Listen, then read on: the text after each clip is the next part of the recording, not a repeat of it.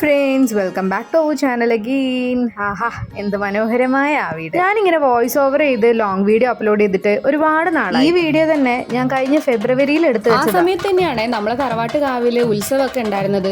3 വർഷം കൂടുമ്പോഴാണ് നമ്മളെ തറവാട്ടില് ഇങ്ങനെ തെയ്യൊക്കെ കെട്ടിയാടിക്കല്. നമ്മളെ കാവില് മെയിനായിട്ട് ധർമ്മദൈവവും ഗുളികനുമാണ്. പുലർച്ചെ ഒരു 4:30-5 മണിയാകുമ്പോൾ തന്നെ ഗുളികന്റെ പുറപ്പാടുണ്ടാവേ.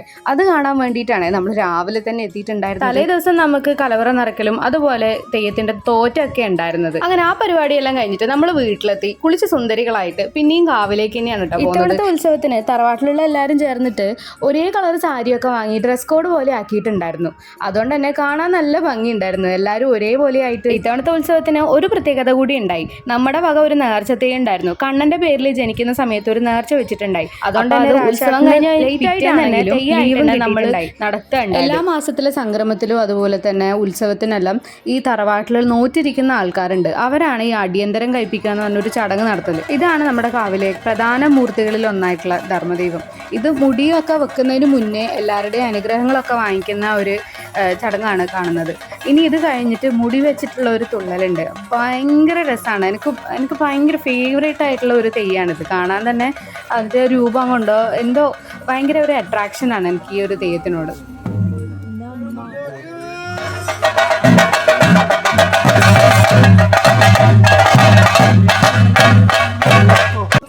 ഓരോ മതങ്ങൾക്കും അവരുടേതായിട്ടുള്ള ആചാരങ്ങളും വിശ്വാസങ്ങളും എല്ലാം ഉണ്ടാവും. ഞാനൊരു സ്പിരിച്വലി കണക്റ്റഡ് ആയിട്ടുള്ള ഒരു പേഴ്സൺ ആയതുകൊണ്ട് തന്നെ എൻ്റെ മതത്തിലെ ആചാരങ്ങളും വിശ്വാസങ്ങളും എനിക്ക് അത്രയ്ക്ക് ഇമ്പോർട്ടൻ്റ് ആയിട്ടുള്ള ഒരു കാര്യമാണ്. അതുകൊണ്ട് തന്നെ ഇങ്ങനെയുള്ള കാര്യങ്ങളിൽ പങ്കെടുക്കും അതിൻ്റെ എക്സ്പീരിയൻസ് ചെയ്യുകയൊക്കെ ചെയ്യുമ്പം എനിക്ക് ഭയങ്കര ഒരു പേഴ്സണൽ സാറ്റിസ്ഫാക്ഷനാണ് കിട്ടാറ്.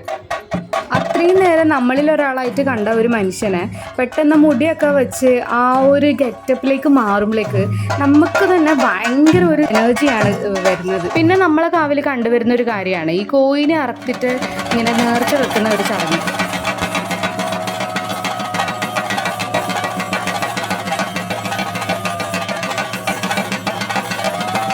ഇപ്പം നിങ്ങൾ ഈ കേൾക്കുന്നതാണ് കൊരവീടൽ എന്ന് പറയുന്നത്. അതായത് ദൈവത്തിനെ വരവേൽക്കുന്നത്. സ്ത്രീകൾ, തറവാട്ടിലെ സ്ത്രീകൾ ധർമ്മദൈവത്തിനെ വരവേൽക്കുന്നതാണ് ഈ കൊരവീടുന്ന ചടങ്ങ് കൊണ്ട് അവർ ഉദ്ദേശിക്കുന്നത്. ഇനി കളത്തിൻ്റെ അകത്തേക്ക് പുരുഷന്മാർക്കും അതുപോലെ തന്നെ ആൺകുട്ടികൾക്കും മാത്രമേ ആ സമയത്ത് പ്രവേശനം ഉണ്ടാവും. അങ്ങനെ അവരെല്ലാം ചേർന്നിട്ട് ഒരു പ്രധാനിനെയും കൂട്ടിയിട്ട് തെങ്ങിൻ്റെ പൂക്കുലയിൽ കുറച്ച് ചിത്രപ്പണികളൊക്കെ ചെയ്ത് ആ ഒരു സംഭവം തലയിലും വെച്ചിട്ട് ഈ ക്ഷേത്രത്തിന് ചുറ്റും പ്രദർശനം വെപ്പിക്കും. ഈ ചടങ്ങുകളെല്ലാം കഴിയുമ്പോഴത്തേക്ക് തന്നെ നേരെ ഒരു ഉച്ചയായിട്ടുണ്ടായി. പിന്നെ ഒന്നും നോക്കിയില്ല, നമ്മൾ പോയി സദ്യ അയച്ചു. സദ്യ എനിക്കത്ര വലിയ ഫേവറേറ്റ് ഒന്നും അല്ലെങ്കിലും വല്ലപ്പോഴും വീണ് കിട്ടുന്ന അമ്പല സദ്യകളൊക്കെ എനിക്ക് എപ്പോഴും ഫേവറേറ്റ് ആണ്. പിന്നെ ഫോട്ടോ എടുക്കാനും വീഡിയോ എടുക്കാനും എന്നെ ആരും പ്രത്യേകമായിട്ട് ഓർമ്മിപ്പിക്കേണ്ട ആവശ്യമേ ഇല്ല.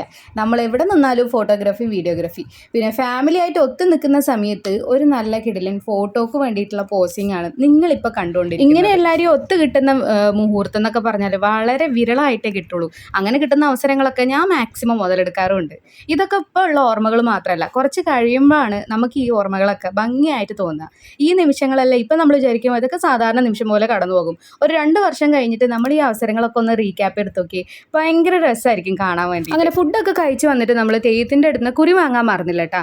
അവർ ഈ പറയുന്നതൊക്കെ കേൾക്കാൻ നല്ല രസമാണ്. പ്രത്യേകിച്ച് മുത്തപ്പൻ. പറശ്ശിനി പോയാൽ അധിക ദിവസവും മുത്തപ്പൻ ഉണ്ടാവില്ല. പക്ഷേ വീട്ടിലെല്ലാം കെട്ടിയാടിക്കുന്ന സമയം ഞാൻ മുത്തപ്പൻ്റെ അടുത്തേക്ക് പൈസ കൊടുക്കാനായിട്ട് തന്നെ പോകും. പറയുന്നത് കേൾക്കാൻ തന്നെ ഒരു പ്രത്യേക ഭംഗിയാണ്. അത് എത്ര പേർക്ക് റിലേറ്റ് ചെയ്യാൻ പറ്റുമെന്ന് എനിക്കറിയില്ല, പക്ഷേ എനിക്ക് ഭയങ്കര ഫേവറേറ്റ് ആയിട്ടുള്ള ഒരു കാര്യം. എൻ്റെ എല്ലാം ചെറുപ്പത്തിൽ തെയ്യം കാണാൻ പോക്കെന്ന് പറഞ്ഞാൽ ഒരു വലിയ മല മറിക്കുന്ന പോലത്തെ എന്തോ പരിപാടിയാണ്. ആരും അങ്ങനെ ഇൻട്രസ്റ്റ് എടുത്ത് പോകാറുമില്ല. അതത്ര യൂസ്ഡും ആയിരുന്നില്ല. പക്ഷേ വലുതായപ്പോഴാണ് ഇതിനോടൊക്കെയുള്ള കമ്പം കുറച്ച് കൂടുതലായി വന്നു തോന്നി. മുടി അയക്കുന്നതിന് മുന്നോടിയായിട്ട് തെയ്യങ്ങളെല്ലാം പടിഞ്ഞാറ്റയിലേക്ക് വന്നിട്ട് കുടുംബക്കാരെയും തറവാട്ടുകാരെയൊക്കെ അനുഗ്രഹിച്ച് നിവേദ്യമൊക്കെ സ്വീകരിക്കുന്ന ഒരു ചടങ്ങും കൂടി ഉണ്ടായിരുന്നു.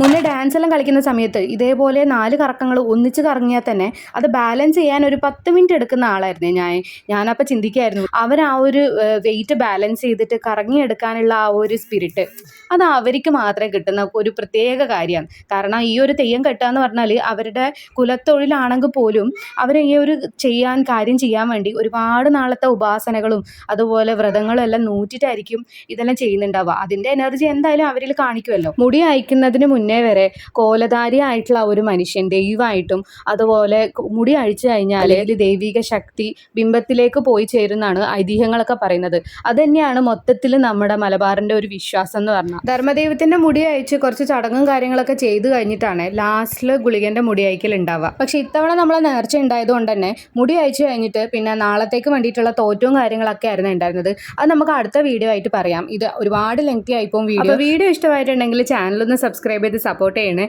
അപ്പോൾ ഇന്നത്തെ വിശേഷം ഇത്രയൊക്കെയുള്ളൂ. വീണ്ടും കാണാം. ബൈ.